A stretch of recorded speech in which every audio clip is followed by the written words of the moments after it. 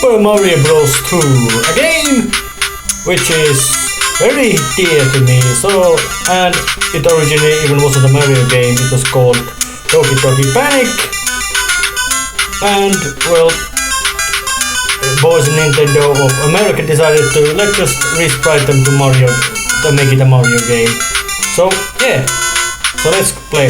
The basic plot is Mario and his brother and friends go to mountain after Mario saw a prophetic dream, and they found exactly what he had been dreamed in there, and so they go in and they must rescue a place called Dream World called Sopgon, ruled by evil Wart.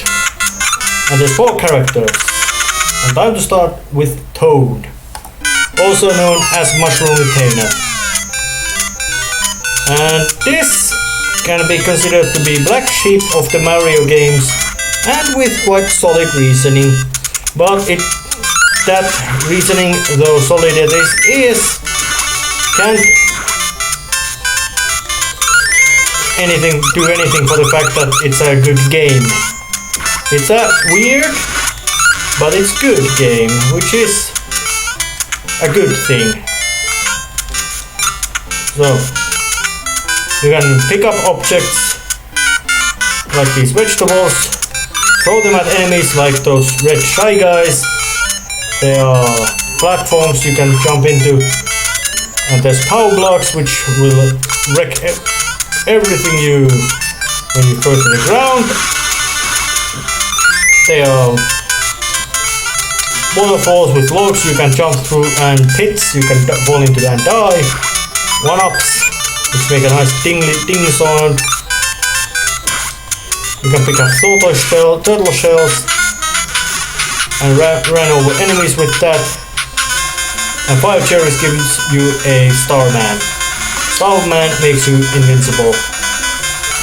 And not only that, it allows you to run through enemies. And then you can climb vines, chains, ladders. They make a unpleasant sound when you climb up. And of course, every stage has 2 mushrooms that you can collect, and each one of them gives you a bit of extra life for that stage only. And Toad has that, and every character you can play as has differences. Toad is, well, he jumps very badly, but he makes up for that by being very strong. You can pick up stuff very fast and also run quite fast too. Meaning you could say he's the character for stages which are, well, he's the difficult mode, you could say that. Playing him makes platforming quite more challenging, as he has no easy ways to get through the place. And there's game did get a lot of progress from its predecessor Super Mario Bros. By adding vertical segments, scrolling to left and right, item picking. Generally you could see that this is very much more evolved game than original Super Mario Bros. But you can understand about 3 years of time between them. So naturally, boys in Nintendo would learn to program, you make use of hardware better. But that was a birdo. And now, for every coin you get a chance to get 1-ups. And when you don't, you get that awful fuck you too. Why, oh why, oh why. It's practically luck based. Oh, I got a 1-up. Great, yeah. 3 saves gives you 1-up, like this one.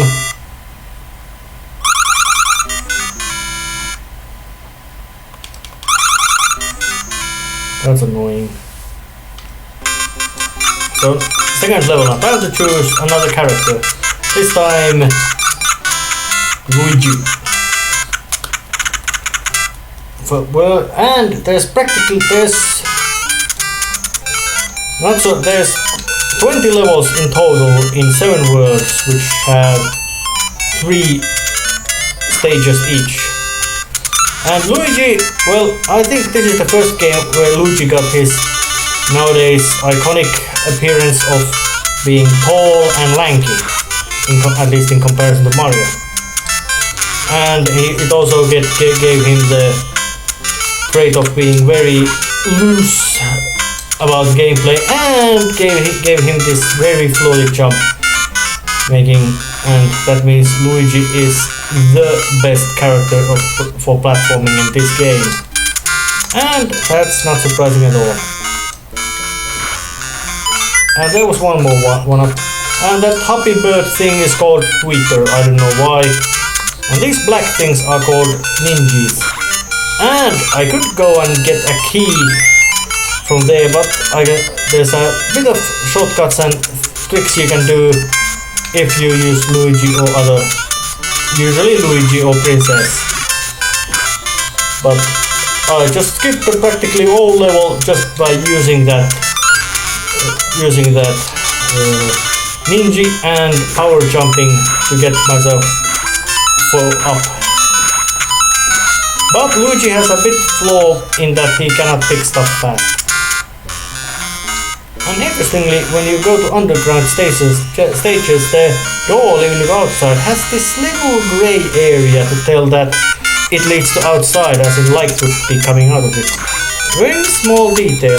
And this grey bastard, who now died, what is called Sniffit. They have practically never appeared after this game, at least in my knowledge. Shy Guys have those masked things. And of course enemies do appear in different color variations, like red Sniffits and red and pink no, not red, well, they are red Sniffits too, but there's shit. There's red and pink Shy Guys, red, pink and grey Sniffits, and Birdo also appears in different colorations, but in his case it doesn't appear so much of its behavior. It died. I think Birdo, they later have made Birdo to be a female creature, but yeah. And the letters are, number of my coins is now letters.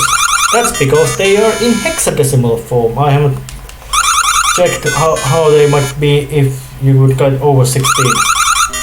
Well, any case, lots of chances to get one-ups and more opportunities to hear that annoying sound. Oh, and what if you get a cherry? At first you get also a one-up, so you wanna treat the same or cherry. But only cherry at first gives you a one-up. Ah, damn it. Damn it. It's completely luck-based, more or less.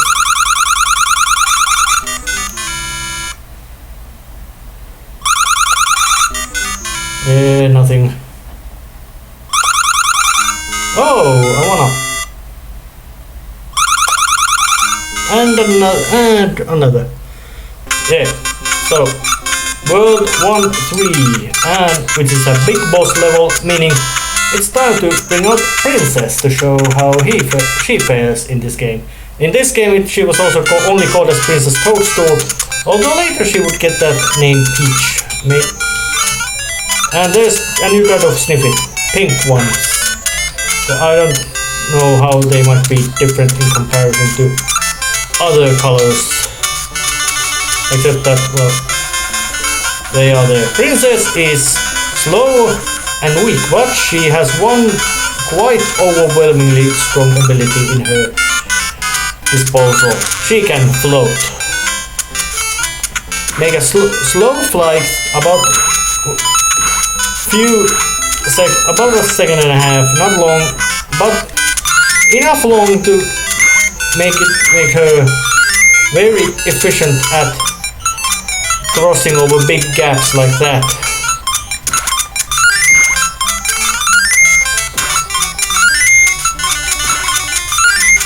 And there's also warp zones in this game, which usually works by that you drop the bottle and go to a certain ways, like this one here, which I am not gonna do. Because I'm gonna beat all the words of this game fair and square, or quite fair and square, not completely truly fair and square. And that little thing rounding that block is called spark. It's an enemy, yes, but it acts more like a obstacle. And of course they move in different speeds and they always are stuck to a wall. Their job is to make platforming more difficult, and they are usually quite good at that. But the final world stages usually include these dungeon, that's how I call them, phases and outdoor phases, and they're usually quite long. And that mask with a roary sound is called Phantom. It guards the key, and it is it's immortal, as much as I can say. It can be killed with very difficult utilization of invulnerable starmen and others trickery, but it's practically just a gimmick you can use. Oh damn, I fell to a bullet. Not a real habit. It attacks you when you have a key, otherwise it's harmless. And it's always only one them which gets it start to attack you. I will finish those. Get the Starman going. Wipe out the ninjas and get the crystal ball to open my path to our first main world boss. And these red objects are bombs. They make a sound of bomb when you use them. And the first boss of the game, Mouser. I don't know why he's called Mouser, because, well, he's a mouse, but he just throws bombs at you endlessly. So you have to pick them up, pick his bombs, and lob them back at him. Usually it's more easier just to drop the bomb and wait for him to fall into it. 3 hits, he goes down. And I have a path to go somewhere else.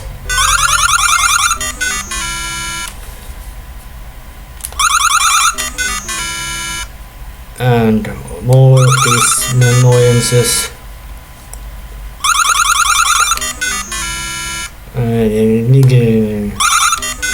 Annoying sound of nothing. Oh, but I did get one up. Nice. And first world has already gone, and not even Mario has appeared, so now it's time to put out Mario. Mario is, in a sense, very basic Mario in that he has no special abilities whatsoever, but he does every basic ability there is quite well. Now, he is not the best in each of one of them, but he is definitely better in each of them than specialists are in them outside of their own relevant speciality. Meaning he doesn't jump as high as Luigi, but he picks up stuff faster than Luigi. He doesn't lift stuff as strong as Toad, but he's certainly better jumper than he. In a sense, deliberately average character in abilities. And it usually works quite well in that if you don't know what to do, Mario is always a solid choice to pick. And these snake things are called Bob-Rats. They are cobras. Actually no, there's just some weird snake things. And World 2 introduces a new thing. It's called digging. And you have to dig out through a lot in this game. Usually quite a lot. Usually quite noticeable amounts. And I don't think picking a different character has any effect on your dig speed. And sometimes place you are has effect on how how the enemy coloration looked, because that green snippet was just a grey snippet. And a new peril appears to this Birdo fight. There's Pit. But same method always. Jump the bird on top of Birdo's eggs, grab it, throw it at him. Or it. Or her. Hard to say.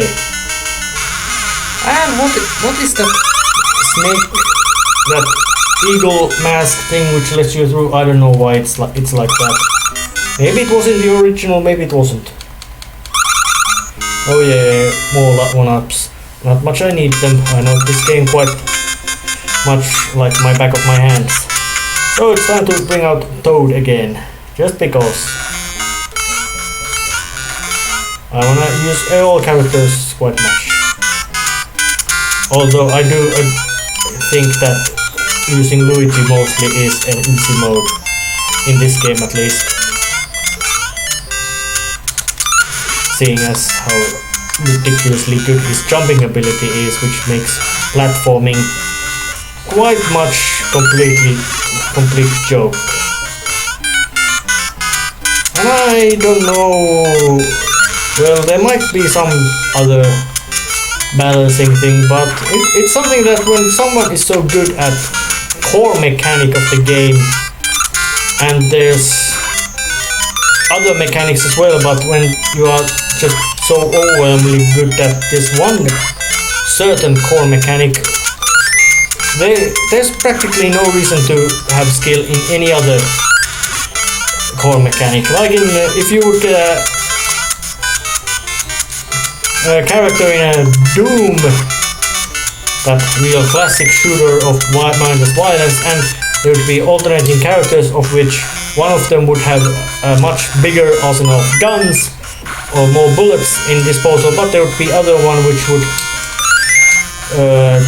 drop slower after falling over the edges. You don't need to be a genius to actually figure out which would be the best character to use.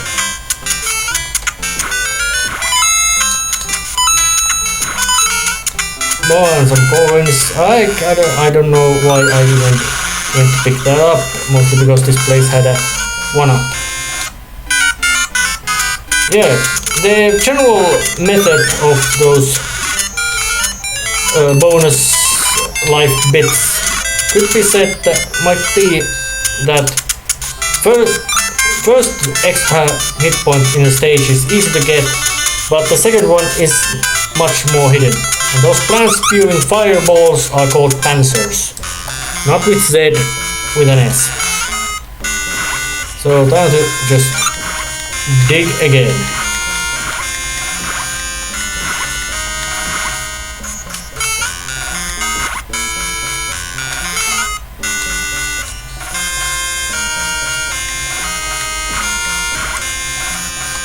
And these shy guys coming at me is quite annoying. They are maybe even dangerous in these conditions, just being mindlessly walking and walk off the edge type of things. And looks like I managed to despawn the star man. Oh my god. Well, not so much of a big loss.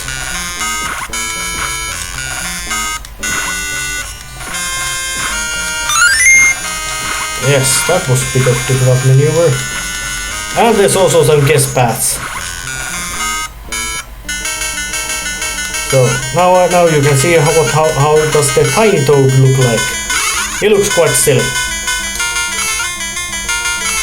And this might cause the first death of the game. Might, doesn't mean it does. Because now the Birdo is much more spit happy. But it still went down. Grab the crystal ball, go to the next word, and get annoyed by the constant admission that you suck.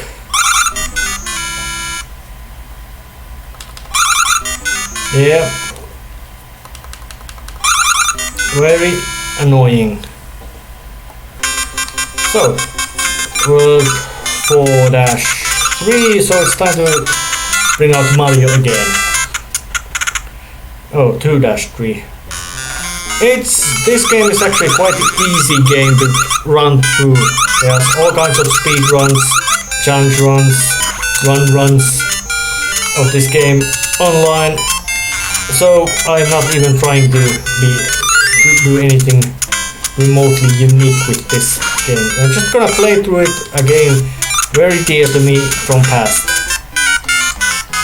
And I don't see there's anything wrong with that. I think I might have done a much easier way to get a bonus in this level if I had taken a different character.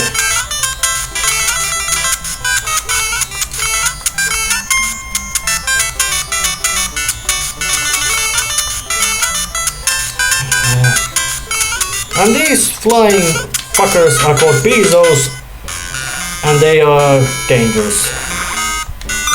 But this is one of the more quite understandable bonus rooms. It's a bit difficult to get, and once you get inside there's easy coins to be gotten. So let's just take a few more coins, just in case.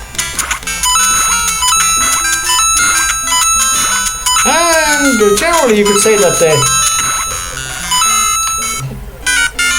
level of game design and programming is very solid for about midlife 8-bit Nintendo game. It's not as technically pushing as some of the later games of the machine, of course, but it certainly isn't anything of really crude and simple like the first ones. You could say the first generation of games on that platform. Trying to pick up power blocks. Sometimes they are hidden in grass.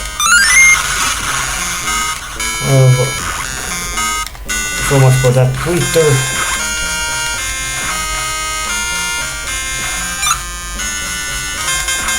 More of these.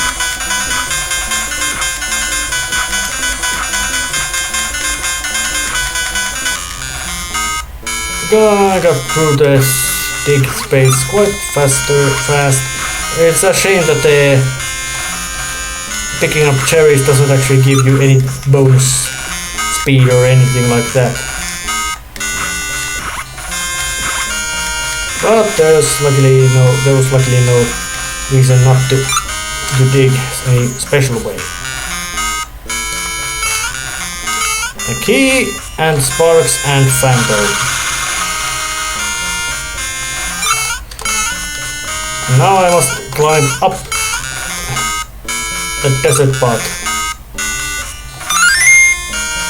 And now I think I'm gonna just wait for the Starman to show up. Yes, these are the vertical scrolling spots in which the screen edges are just something that you can just run through.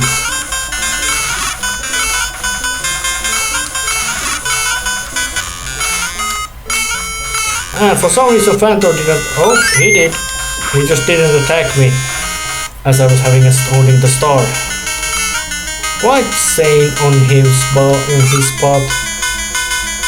And this part, there's no point in starting to fight against it for enemies. Just run through it, avoid bullets and enemies, and get through the mouth to see another boss. Triglide. Snakes, fire-spitting 3-headed snake monster. That's actually quite creepy. And the fireballs actually track you as well.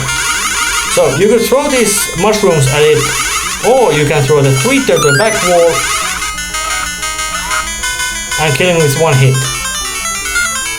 Bit of trick, I don't know, that's probably some sort of programming oversight or something. Nothing particularly impressive. Or unimpressive, you could say.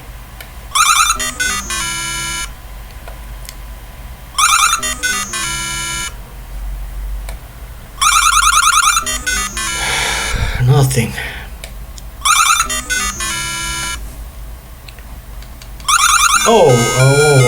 Unlucky 13.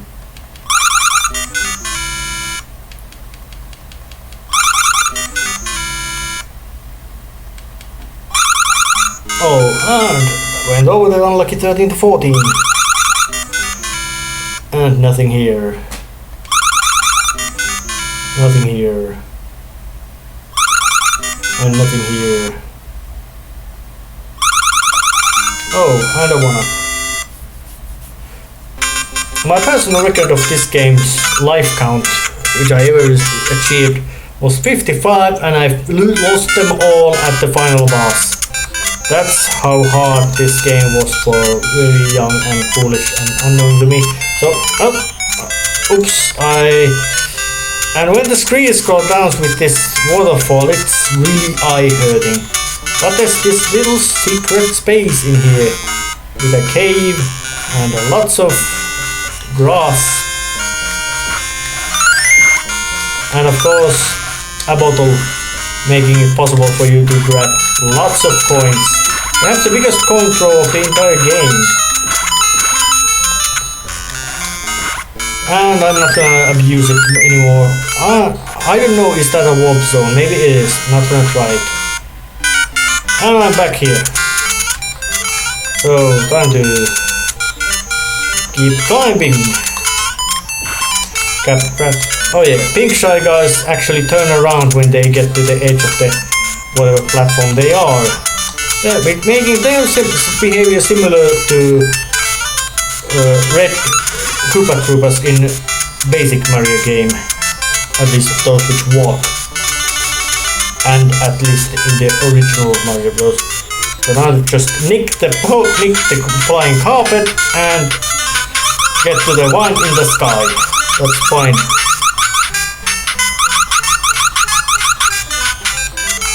And for some reason the music...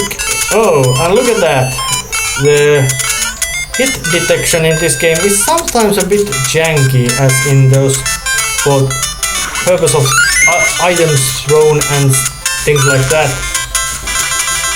The objects tend to be always solid, meaning that if there's some sort of background object, you can't throw mushrooms at it, even though you could throw something else.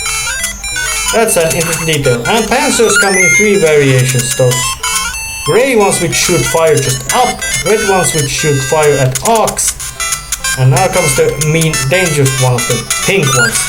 They walk and shoot fire at arc, and they always walk towards you. At least in short segments they do turn around, but not right away.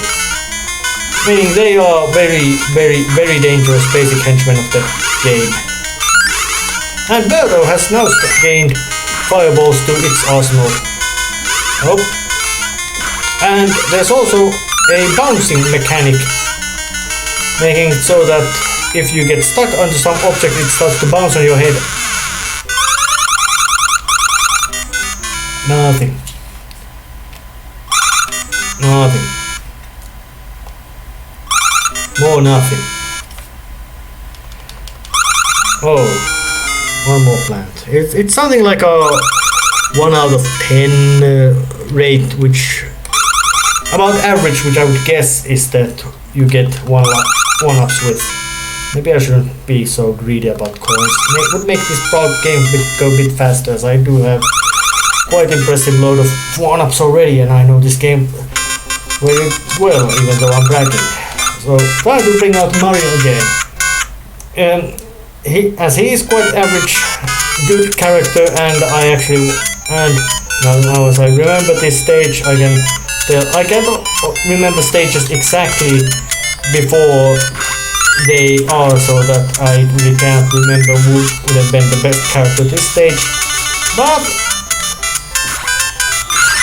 I can now see that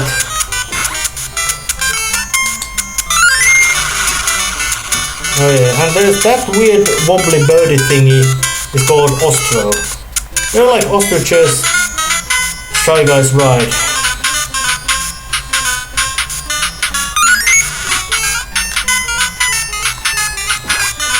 Yeah, I wouldn't call them to be particularly scary.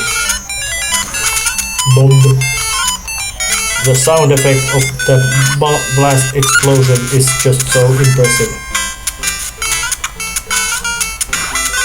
Well, let's take just 2 coins. And sniffits do spit bullets. They are big and slow bullets, but they are still bullets. And you don't want to take them you don't want to get them to ram your body. And this is a bit of spacing puzzle, as there's path forward, downwards, but a bit of complicated maneuverings are needed to get through all the blocks.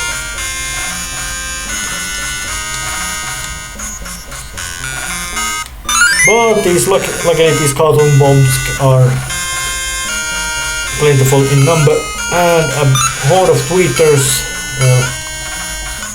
they died. And that ugly climbing sound again. I don't know why they thought that it would be necessary to put that kind of... It's really hard to describe that sound. It's high-pitched, yeah. High-pitched, but otherwise quite unremarkable voice. And I don't think it was in a sense necessary, as in the Mega Man games don't have any climbing sounds, and they're about the same era. Nice bomb. Oh, look at that. It's a bit of difficulty figuring out. So let's just put a bomb here. Enjoy the bomb sound. And see, did I guess right? I did! Yay, I get 1 more piece of life. And that enemy is called Pokepo. They are obviously those kind of things that you can't jump on top of. Bezos you can't jump top of, but they move so quickly that you should slide off. Being a bit of... yeah. So there are enemies you can't jump on top of, and enemies you can practically jump on top of. Oh, you sneaky dirty bastard. You know, you're breeding...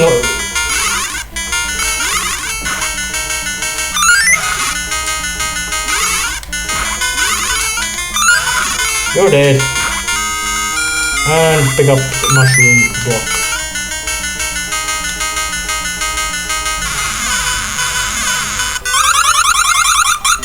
And yes, there's also quite lots of different shortcuts and getaways you can use in this game.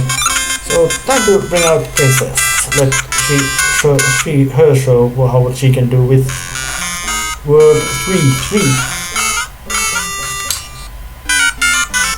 And as I was a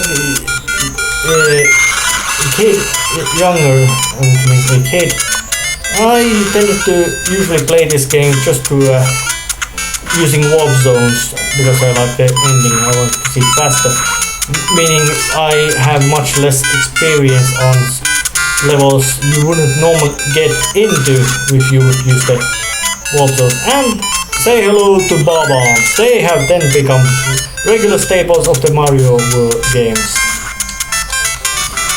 And those birdie things which drop them are called albatrosses.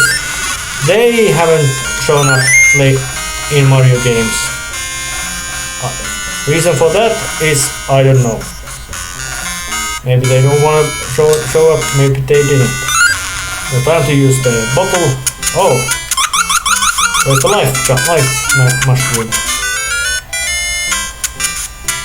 Princess looks a bit silly when she's in that basic outfit. And this level is a bit of has maze-like qualities in it, as in there's several paths you can take to get further in this stage. I'm trying at this path.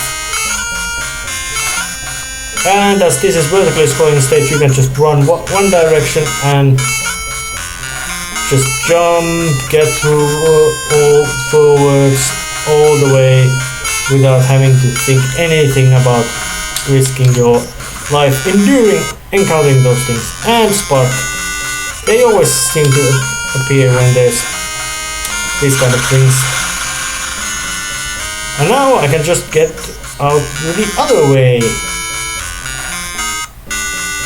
And if Phantom starts to make a harassment of me, I just drop the key because he's stupid. Oh damn. And the sound of you getting hit is not particularly scary. Unless of course it's for the third hit or the hit before you die. In which case it's quite unpleasant screech of you getting shrunk. No Phantom, I don't like you. You are ugly and scary. And you look like some sort of spooky slasher mask. I don't like that. And ninjas, there's two variations. One of them which just hops up and down, and the other one which moves towards you and hops at you. Of course, the one which moves towards you is the more dangerous one. So, trying to maneuver myself around these blocks, which have plenty of sparks around. And some quite precise platforming needed. Oh shit.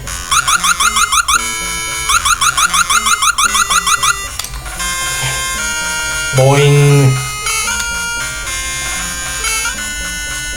So let's just see what's here.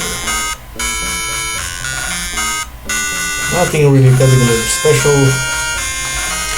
And when you die, you get sent back to whatever door you came out of, which may be very long trip back, or not.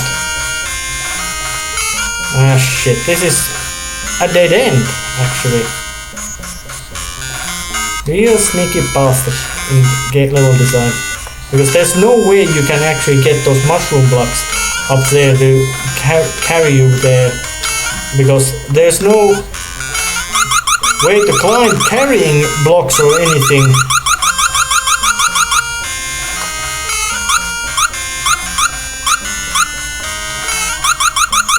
And that makes it a bit annoying, but at least I got to quite far in this place, as this is the place I need to get going. And look at all those sparks, there's lots of them. And they only appear in these underground appearing phases. About why they do so, I don't know. And sparks have then appeared in other Mario games as well. Most I remember they appeared in Super Mario World. Get the Starman.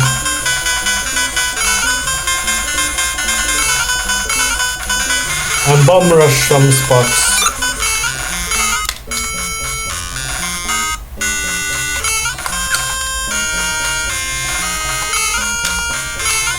And Princess also doesn't jump so high when she jumps, although that meaning that she has great horizontal distance in her jumps, but vertical she's a bit of a challenge.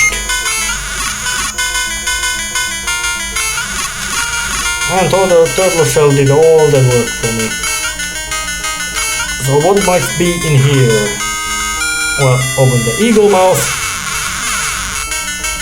and say hello to a more new and uglier Mouser. And I was about to say, it hasn't gotten anything other than, well, it's still Mouser, just as it's always been.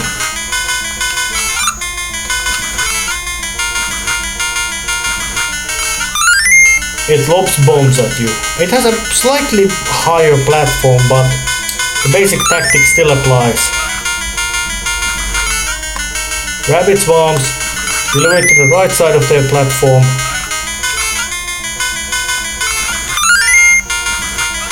And he died. That last one was a bit of a lucky hit.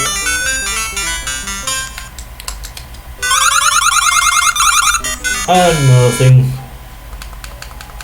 Nothing. Nothing. And it's time to... Game's already gone past the halfway, so it's time to bring out code to this stage. Mostly because... Yeah, and that image tells that this is now the ice stage. Of why this game has ice stage, I don't know. It's a video game from the 80s. You don't need to make much sense of it. Why things are there, what are those enemies are. All you need to do, or why they are there, all you need to know is figure out how they behave. And those things are called flurries. They are aggressive. They do attack you constantly, and they always appear in these slippery spaces, meaning their movement paths are very, very erratic. Bird 4 is, I could say it's quite short, but it's got very intense moments. And it also has space rockets. And already a boss time. And space rockets are also bombs which explode. And those things, those wheeled things Shy Guy is riding, they're called autobombs. Why they're called autobombs, I don't know. But they do spit fire at you if Shy Guy is riding them. Meaning they make basic move much more dangerous. And flurries can also be picked up. And of course autobombs can also be killed with regular methods like throw shit at them. Oh, and that fireball is also killable, but no need to. Time to get through this.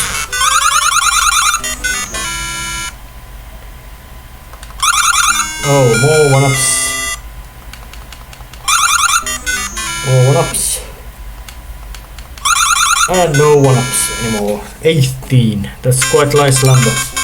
And now, time to bring out Luigi, number 1. Taller brother of Mario. And there's icy vines in this world. And a shitload of Bezos coming at you with predetermined patterns, and some mix up with flurries as well. And from this there's only one way you can get through this. By getting through it. Period. Be very careful. And Gray Bezos just fly straight lines at you. And whales. They are practically just a bit more interesting looking platforms, implying this is some sort of ocean water level, as in there's no swimming mechanics or anything. Luigi and Mario and others will simply fall to the pit and die. The pit water is just a decorative element. But it does look quite nice. Picking up some cherries. And this stage also has a warp zone of the basic style, being hard to reach.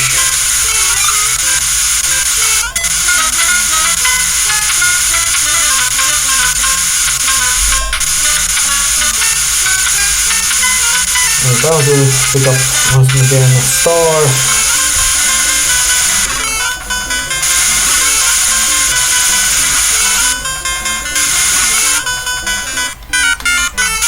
And now I died.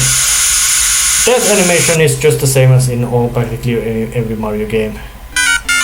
There's a sound of you dead, and you get flying off the screen with a silly look on your face.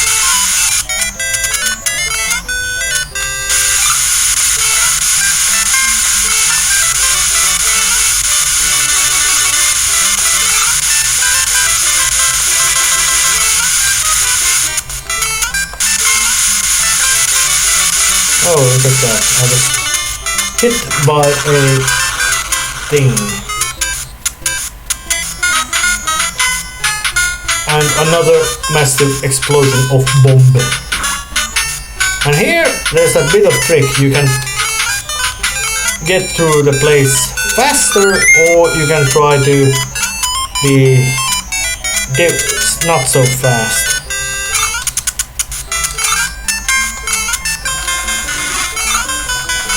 But I'm gonna try to use a bit of trick to use this Starman's.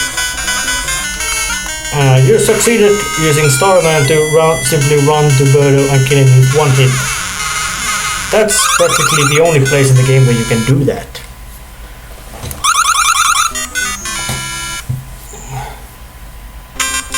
And word 4-3. And it's time to bring out Princess.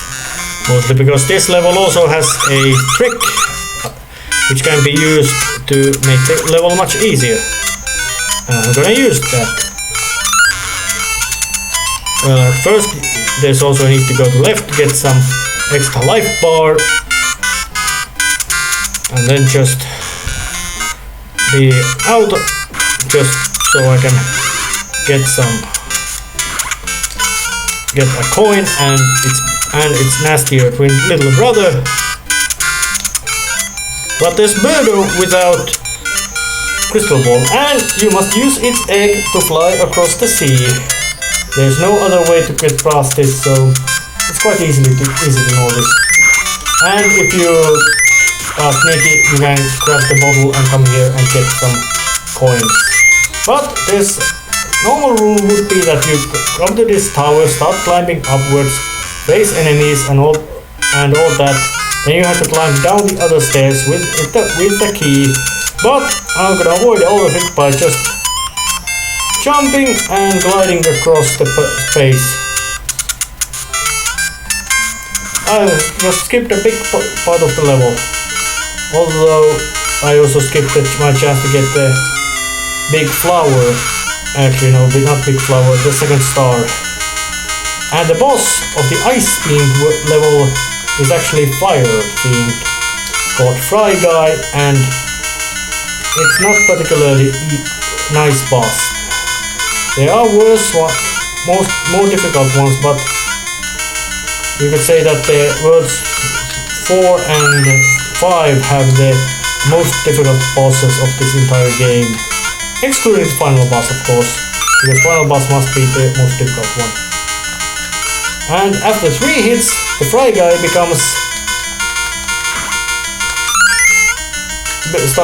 breaks down to smaller fires, and that one piece which remains gets faster. So that was a bit of a tough fight, but I did succeed. And I did get a 1-up for the one I've lost to in the world. And I'm going to go to the 5th world with Luigi. And this is actually one of those worlds, stages, that I do admit that without the recommended character it's gonna be fucking hard. Not slightly hard, a fucking hard struggle. Mostly because, well, hold on. There's surprise Bob-Omb right at the start, but that's not the problem. That's the problem. There's practically no floor of the entire stage. It's all platforming, and not the most easy kind. And in the worst cases, there's just these trouters that you must jump on. So using Luigi and his effective jumping makes it platforming in these spaces so much easier that it's very recommended to do so.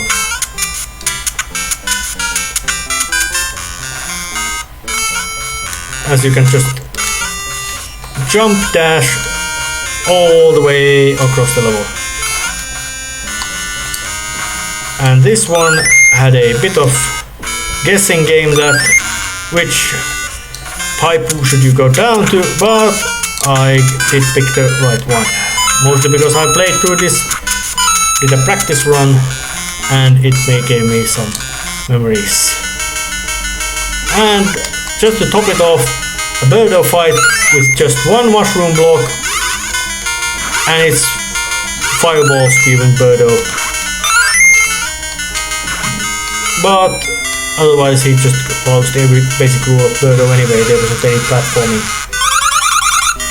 or other challenges in that stage.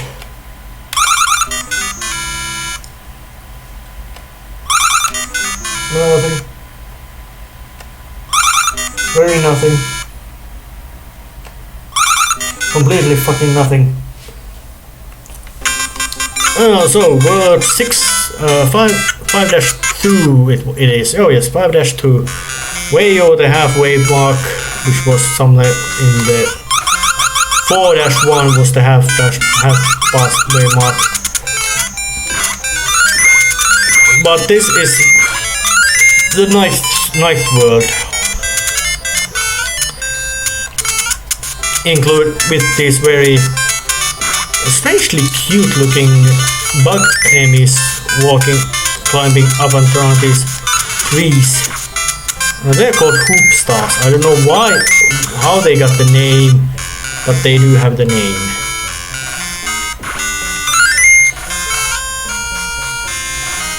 We're going to use the Bob-Omb.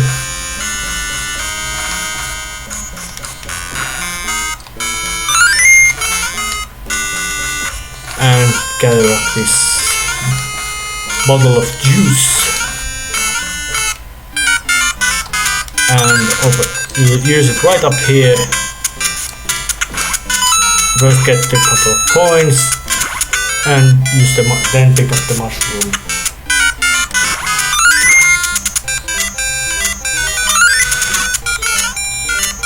And just use the veggies. Oh yeah, blow yourself up in the pit. Be a real smart ass monster. Boing. Boing. This might be the most difficult platforming of this stage.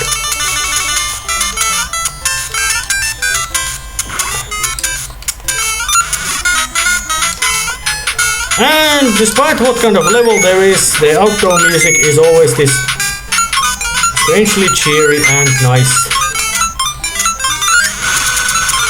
Oh.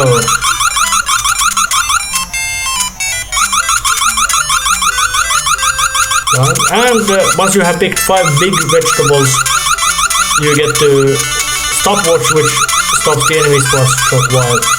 And that was a bit of a bullet gauntlet, but nothing particularly horrifying in it. And some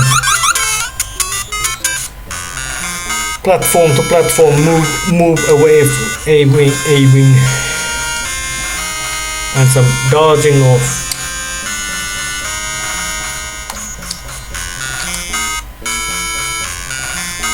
things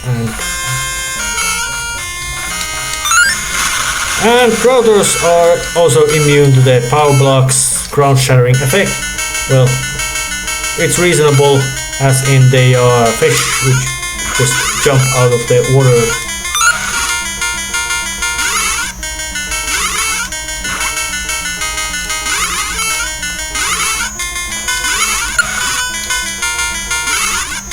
And finally using the stage's unique thing and feed him a fish.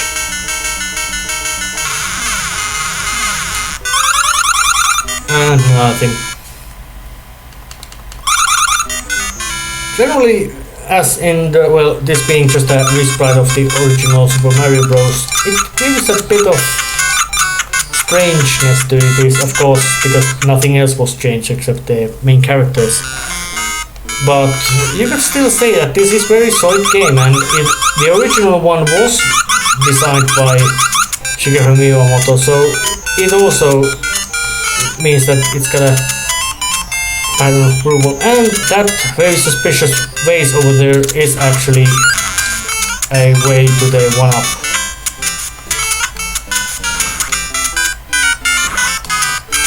and shit. And that's a whole bloody rain of Bob-Ombs coming at you. And they're all kamikazes and not just crash at you, they just want to murder you. Straight up dead. They are not friendly things. Later they would become friendly. Meaning that they would not be necessarily insanely hostile towards you, but they probably certainly weren't your friends either. They were usually, you could say, neutral party. And once again I got, like, where the hell is that life bar?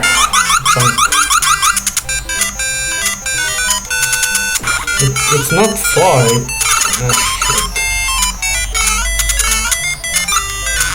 And again, and again, and again, and again, and again, a pocket berry.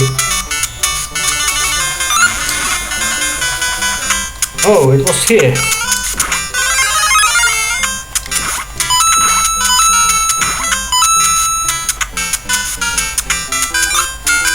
Yay!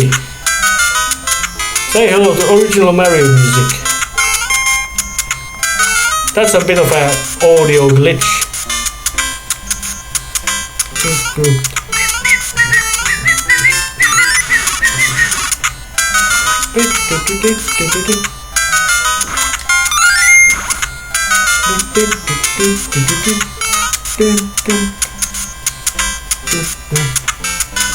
It's not complete, but it's still quite nice. And it was nice as long as it lasted. And they don't even want.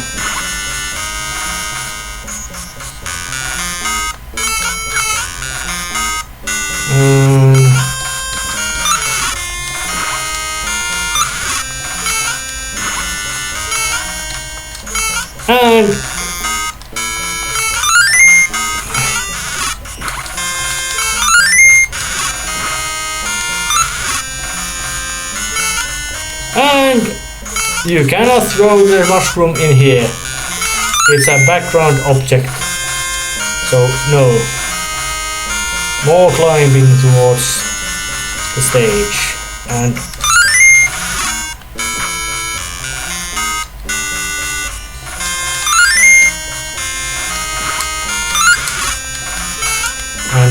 some sparks to be annihilated, mostly because they are annoying and dangerous.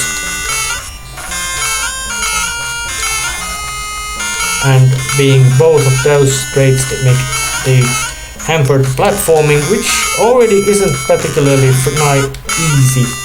It's not the most difficult platforming of the world, certainly, but it ain't the easiest one either.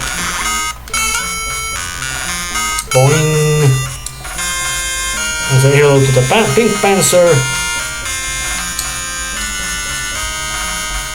who are not the most smartest tools of the shed. But you don't need to be smart when you can just spew that much fire at whoever is coming at you. So yeah, the old-fashioned schoolyard bully method. You don't need smarts when you can be violent. And more.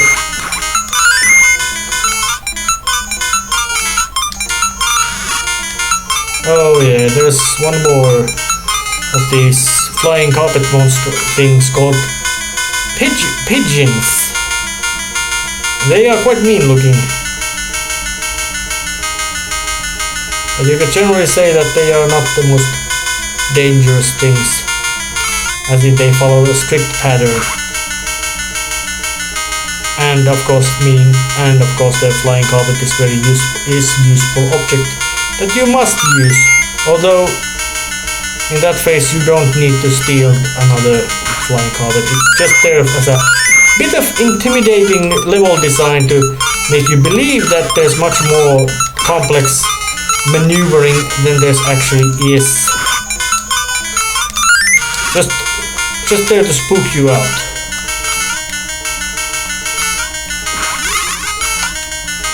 And there, have a bug. And there's one more of these birdos. Die. Give me your crystal ball. Why crystal balls would be keys to these, I don't know. And say hello to one of the unique bosses of this game. Clove Lip. It's a giant crab monster. It walks around. It picks up rocks. It throws the rocks. And you must not get crushed by rocks. And you must grab the rocks and throw the rocks back at him. Or it.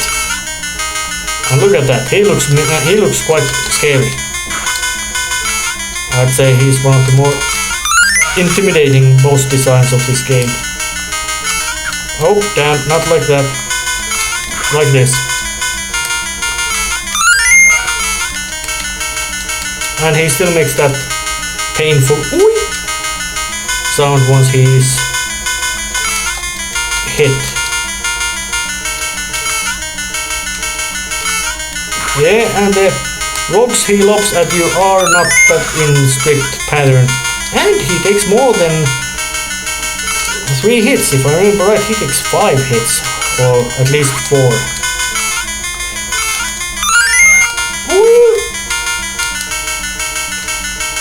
But as he is quite stupid and he follows the strict pattern, once you know it, he's nothing but an obstacle.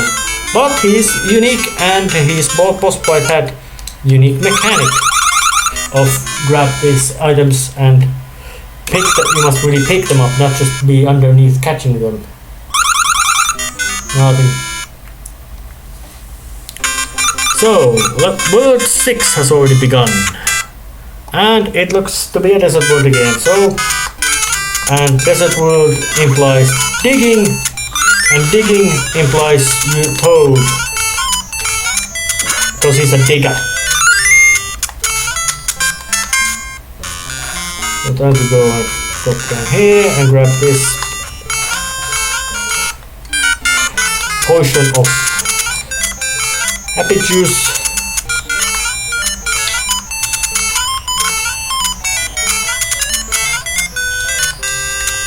I wonder, was it here? Nope, nothing but a featureless desert, or as long as there is.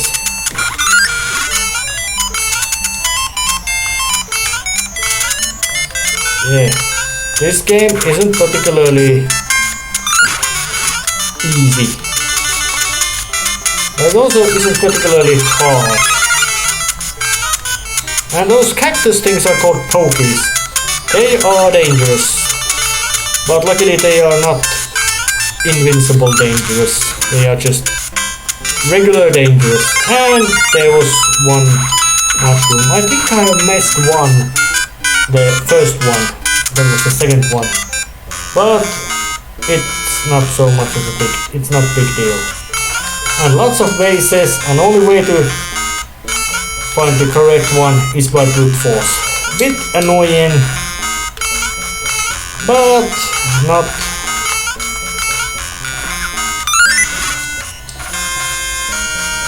not anything unexpected. And at least if this isn't right, it's at least somewhat right. I think there was, oh yes, there's one up.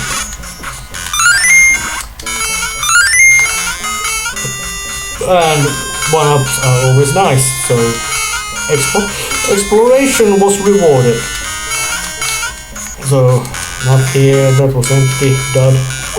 This was a dud. Damn, I got a hiccup. Hiccup ain't cool. And another pipe leading. Looks like this is also a dud. That means nothing of level progress value.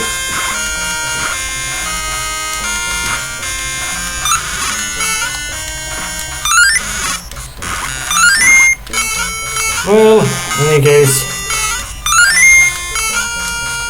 world doesn't get any better or worse by this. So I think I should just try to talk about this game. Yeah, Doki Doki Panic, aka Super Mario Bros. 2 USA. Good game. Solid game design. And not the same Mario game as in you could believe, hope, or wish, or fear. But a solid, well-crafted game nonetheless.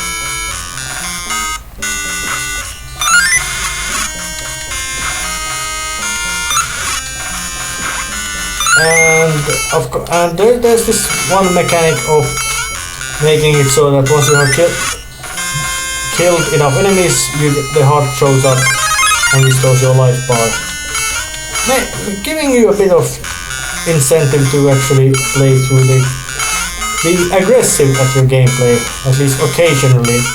Not always, because it ain't necessary always to be aggressive. But you can be, you could say that if you are aggressive, you get rewarded from being aggressive when you have to. I think this is the correct path. Yes, it is, because there's Mr. Phantom again with his ugly masks. Why he's wearing a kind of slasher villain? Ah shit, got hit.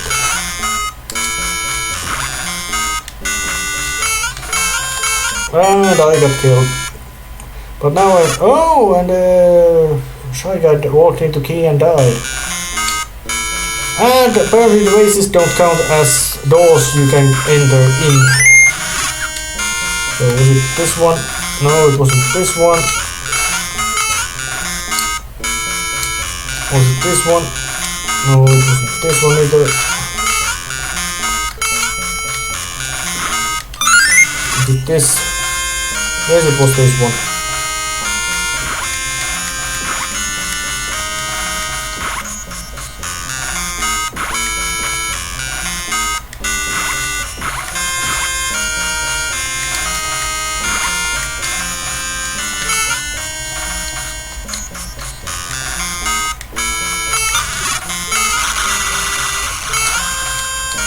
Oh yeah, Phantom.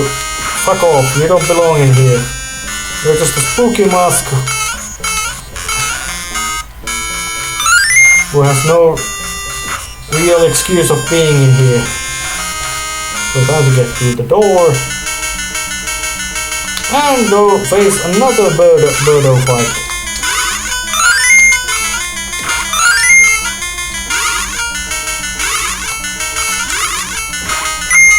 And wipe him out.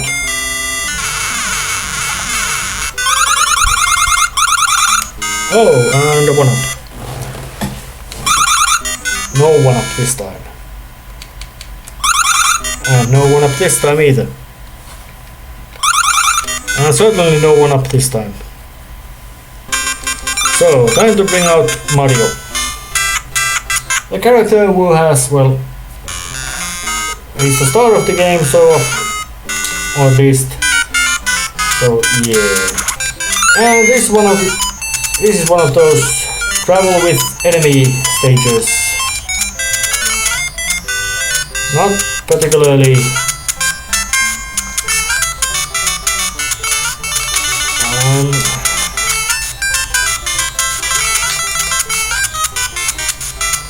boing.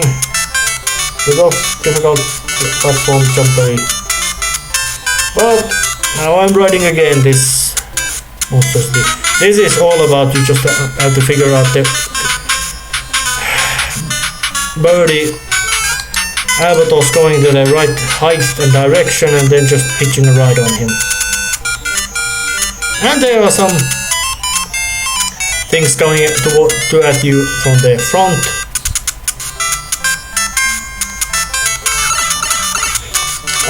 And shit, I fucked up.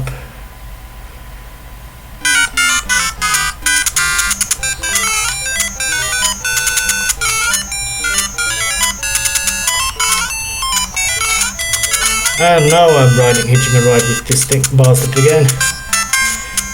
And well, and again, this is a more like puzzle level. You must figure out just what to do. Boing. And travel to this quite serene night sky.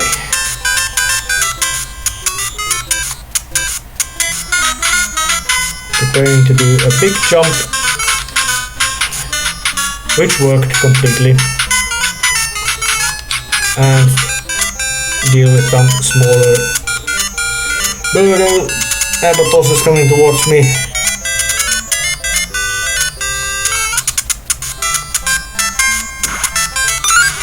And once they die, they just go down flopping about.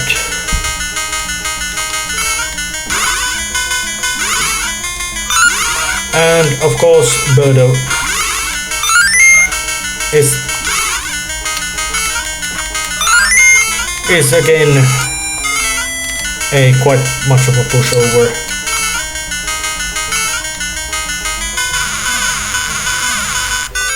And no coins at all, so fuck you.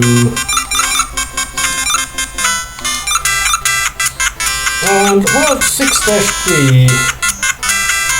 So, time to bring out Luigi, number 1, to this stage.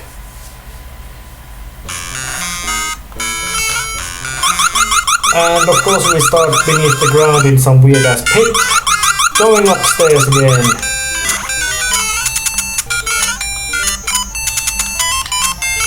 With all this happy music.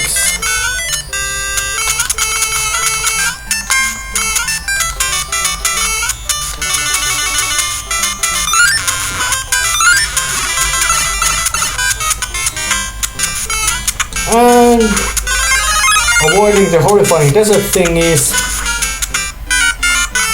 by just running away from them. And that quicksand is lethal, but you can use it to your benefit, because there's a bit of obstacle you can get under, and this is one of the many, or at least one of few in-stage shortcuts that you can use, and in this case it's very potent, as in you can just bounce over the clouds and get right to the end of the level, except of course you have to face Birdie again. Or was it Birdo? But so as to say that, and as that level is quite long and tough in matter of platforming,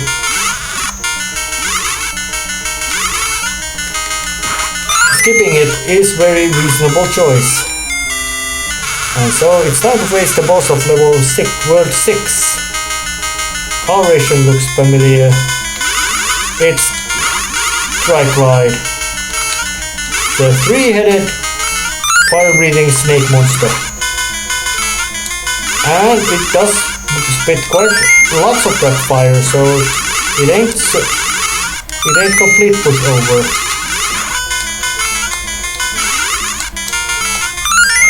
So then you just grab these mushroom blocks. There's no tweeter here to make it quick and easy, but he still just takes 3 hits and dies.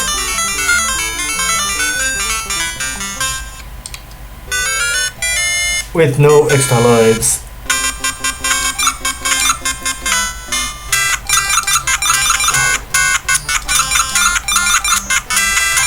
And time to attack the world 7-1, the second to last stage. And in this world, it's got some sort of slightly theme of ancient antique world. which in a sense is quite understandable. Not the most subtle or most brilliant choice of theme, but completely functional. And the ground is made of explodable blocks, meaning that those explosion-happy Bob-Ombs eventually will break it down. So now we go to here, see some few sparks again, pick up all the coin box, and there's another coin.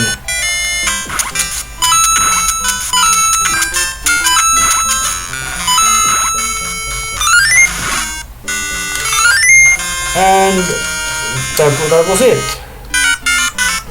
But the basic idea of the stage is very similar to a couple of stages before. Right the albatross, this time to the left.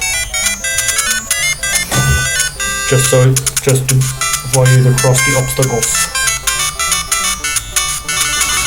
In a sense, it does feel appropriate that the final world would have a sky as its theme. It doesn't always need to be some sort of high technology or smoke and fire, brimstone hell or anything like that. It can be something high above the sky, like in the Jack and the Beanstalk, the fairy tale, in that which the evil, or I don't know how evil, giant would live in a castle in clouds.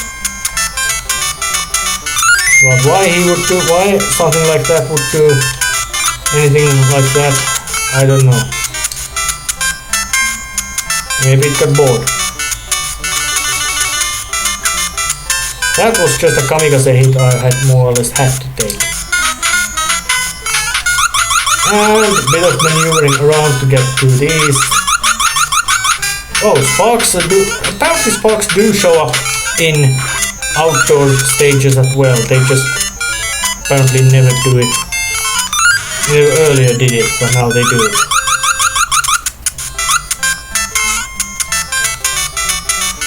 And of course you can just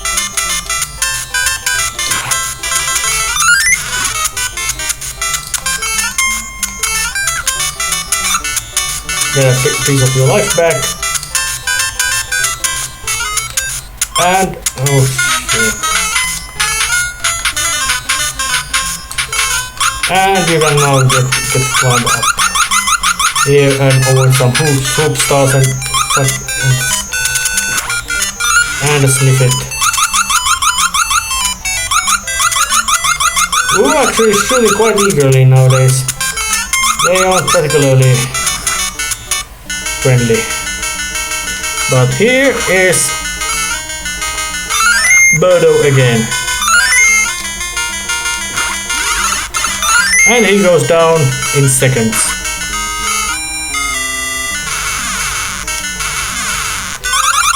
And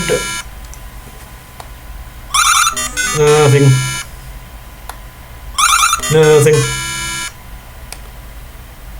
Very nothing. And time to bring out Mario.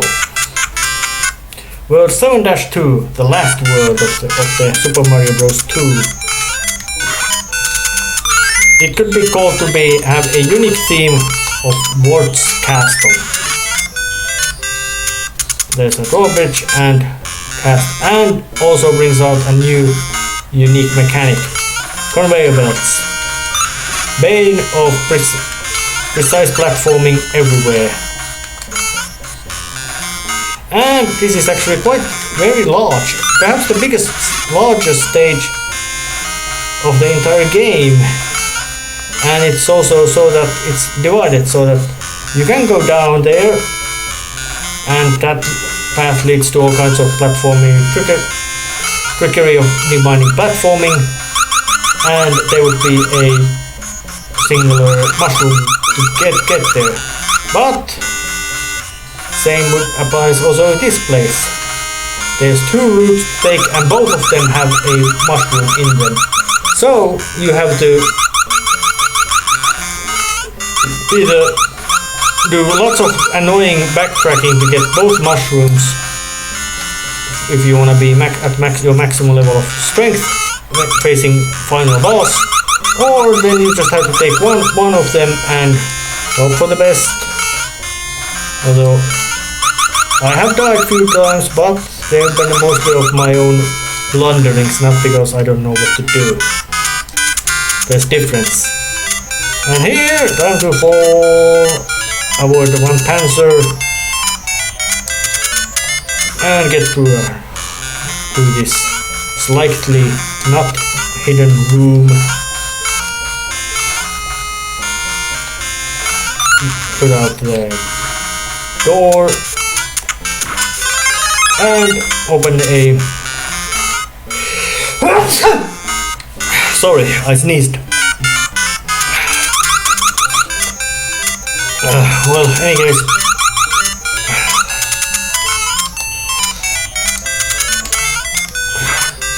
I'll use the tweeter to remove that one panzer just because it was annoying. Climb up the ladder again as usual. Practically all the three climbable surfaces of chains, ladders and or vines all function the same. There's no difference at all. And lots. And it couldn't be of these castle sections without a shitload of sparks. And there's plenty of shitload in this phase.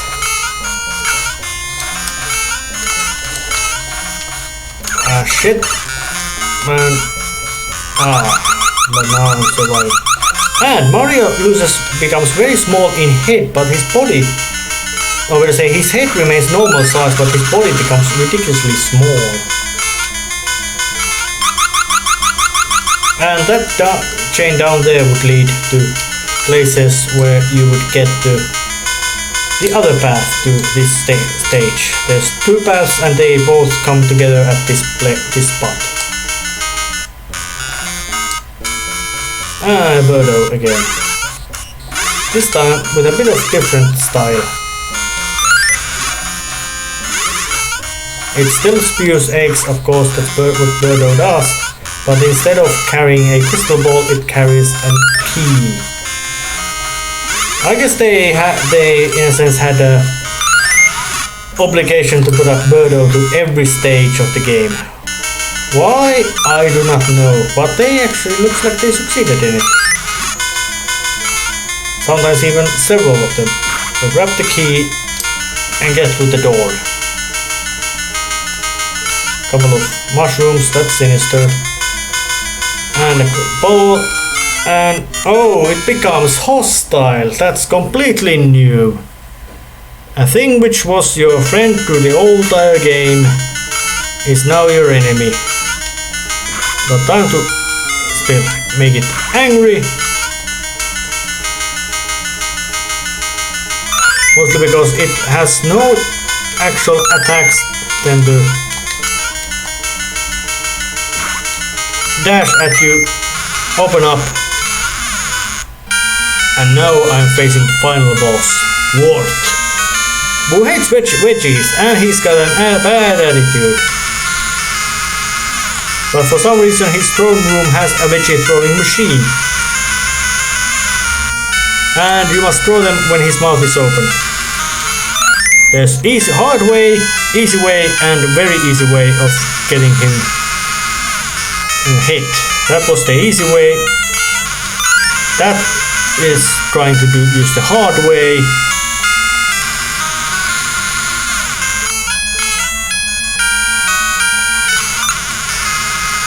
And no.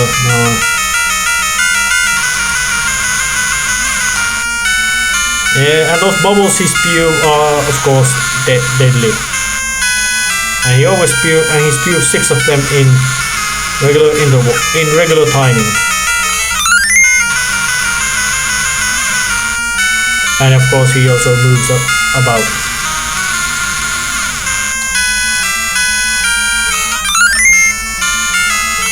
That being down here is the easy way of getting hits to him.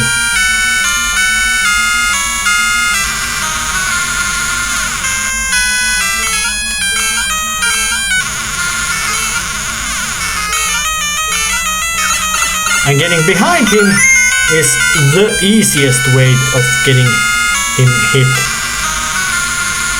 But I did take one hit just to show it.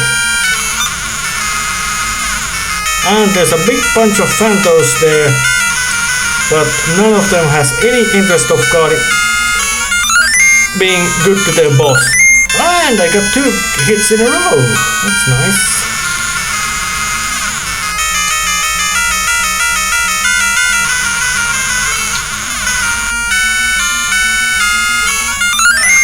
And now he looks bad and he's dying.